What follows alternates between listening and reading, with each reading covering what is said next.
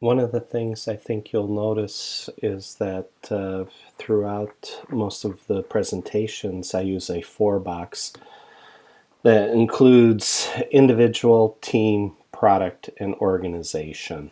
And in product and organization, I include, on the product side, program management, process management, line management, business owners, and in the organization box, that includes portfolio management upwards to the C-suite.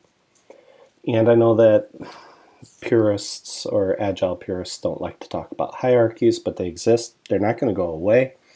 That's just how humans organize themselves. You can talk about networks all you want, but in the end, there needs to be one vision, just like Simon Sinek was saying in a couple of his recent videos.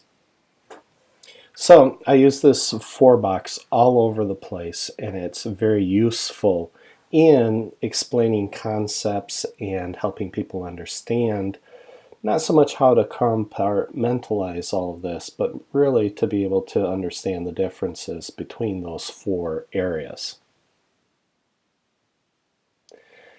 What I have found interesting is that the focus of the Agilists, especially Agile purists, has been focused primarily down in the team corner and in the individual corner.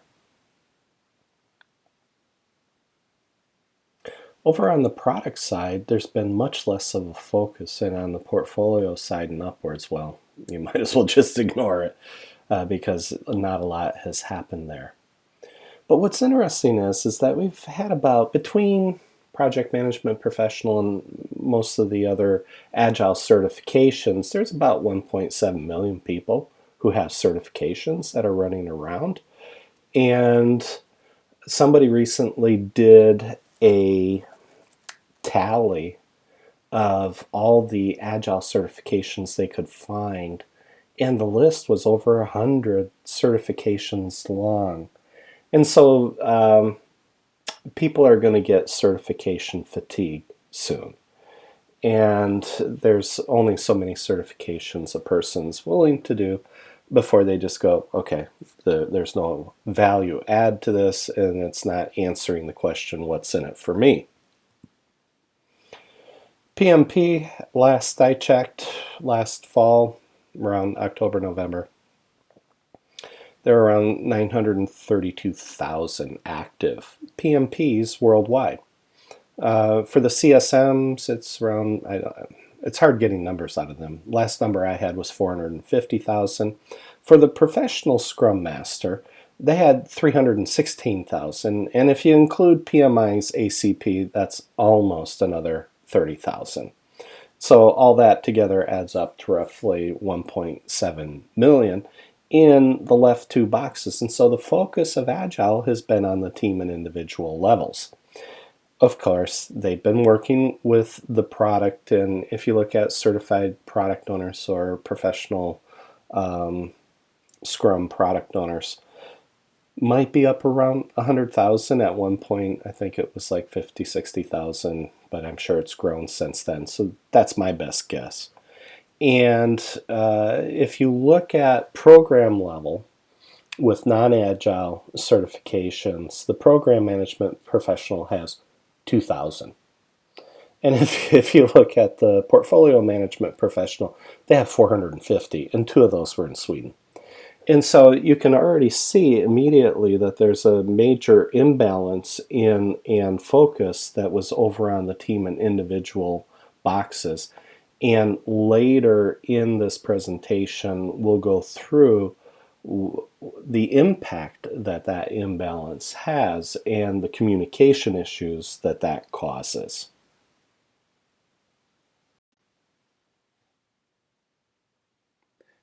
An Agile Coach, by the way, we're going to break this out into some additional pieces here.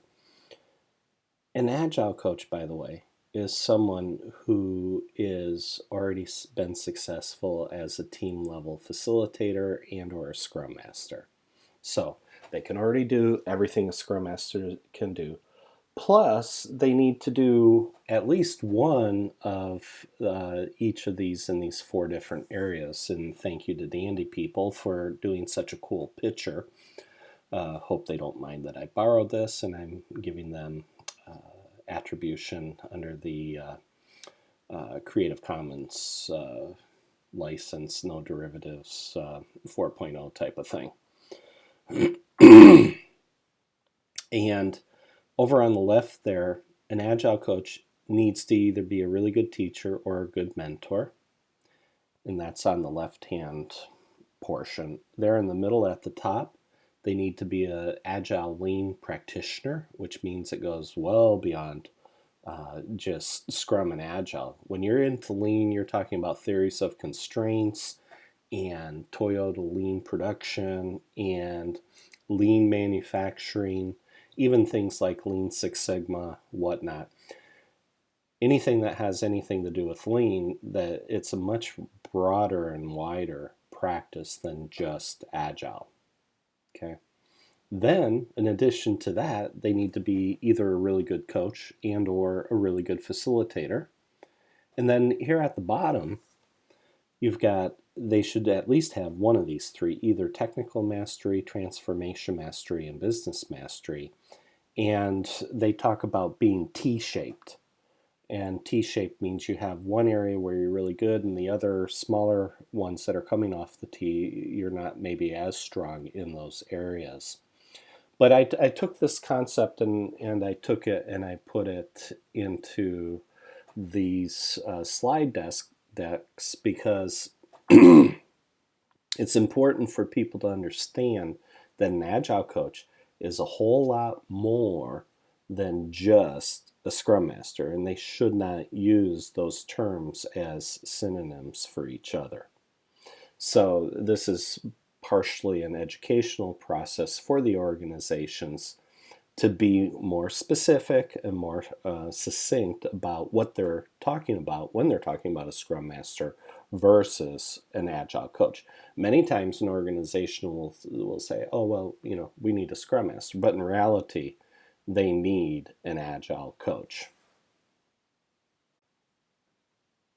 So when I looked at this and started really digging into this a little more, typically, if you're looking at a starting point for an individual, they'll probably have either technical or business mastery. Those are probably one of the 2 starting points that they'll have for the down in the bottom. For being able to teach, it's quicker to get there versus mentoring. Mentoring means you better have battle scars in what you're talking about and what you're doing. You can't mentor someone if you haven't actually been able to stand in their shoes and do their role. So if you haven't done it, you're not going to be able to mentor, okay? Becoming an Agile Lean practitioner, it's maybe not as quick, but it's still quicker than becoming a mentor because you're talking multi-years in order to obtain those battle scars. Agile Lean practitioner, you can probably get pretty quick. Becoming a good facilitator, well, if you're a team level facilitator and Scrum Master, you probably already got that one. Becoming a professional coach, again, that takes time. That takes years. That takes experience. That takes battle scars. And then when you get to the bottom, transformation mastery.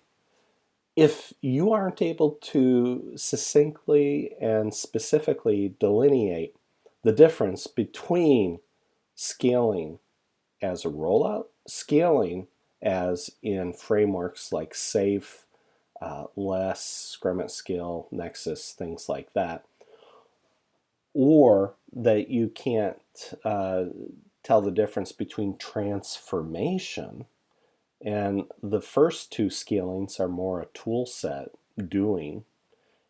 Transformation gets into mindset. How do you change the mindset?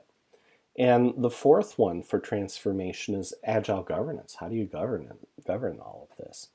And so that one probably takes the longest for people to really come up the curve and understand. And so these pinkish salmon colored red ones, those take time. It takes time to come up the curve and be able to do that. So for me, I almost look at this at like almost 2 levels. a quicker level that can be done right away, and another level that just takes a lot more time, experience, and skill sets to be able to do those and do those well.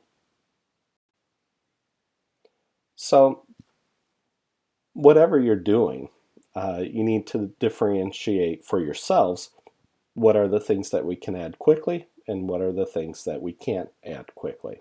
And so this slide is just basically, you're either going to start with technical or business mastery. Okay. You can probably get a fast kickstart helping people learn how to teach and facilitate courses and be good facilitators and get them up to lean practitioner, agile lean practitioner. In any organization that's already using lean production, you're going to be able to get your people up to speed more quickly being able to do this. Now, the ones that are going to take time is transformation mastery.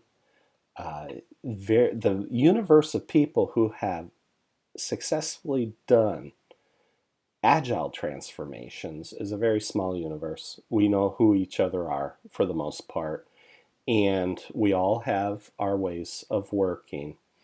And it's not to say that one way is necessarily better than another way, but we've spent the last 25 years doing this, learning how to do transformations for organizations and learning how to do it well.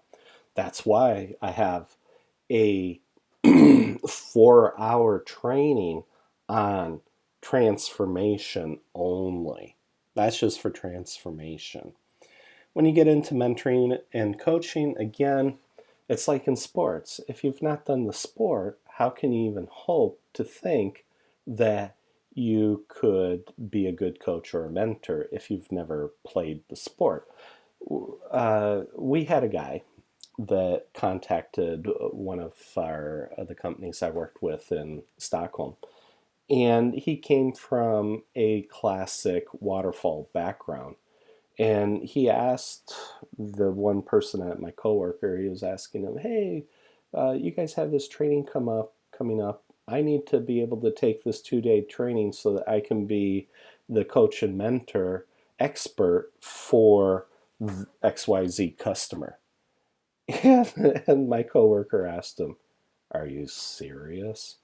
How many years did it take for you on the classic side to get to the level where you're at? He goes, 10, 15.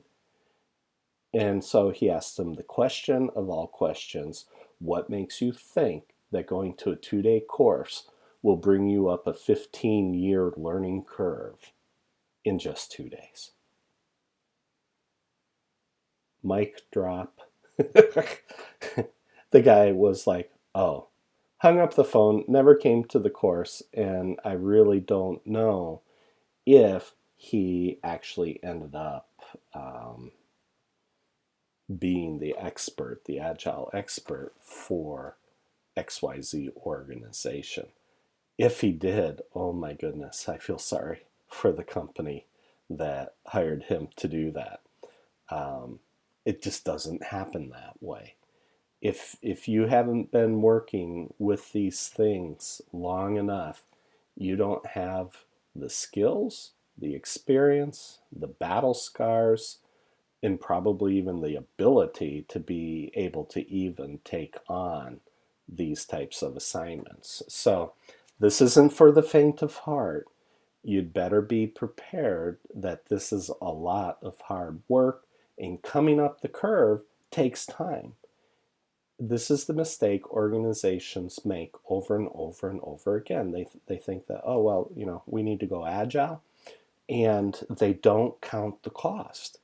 They don't count the cost in learning curve. They don't count the cost in time. It's not anywhere as inexpensive as they think, and getting everybody up the curve is going to be a major hurdle for most major large-size organizations quickly going agile. I have some ideas how to do that, of course, but for the majority of people out there, if they go through the standard, hey, let's go to the training and then let's start doing agile, and they spend half a year running into the wall, wondering why it's not working because they didn't hire external coaches to help them. Even if they did hire external coaches to help them on some pilots, they realized very quickly that it's going to be really expensive to bring all our teams up to speed to this level. We have to build an internal capacity to be able to do this. And that's exactly what Ericsson did. And that's how they were able to, in their R&D division, they did an agile transformation about 10 years ago. And it's still going. And I won't explain why and how I know that it's still going, but it's still going. And I know a number of the coaches that were involved with that one. And so they helped Ericsson build up their internal capabilities, got them going, and they've been able to maintain the momentum for the past 10 years. That doesn't mean it's been perfect, but overall, on the average, they've been able to do it.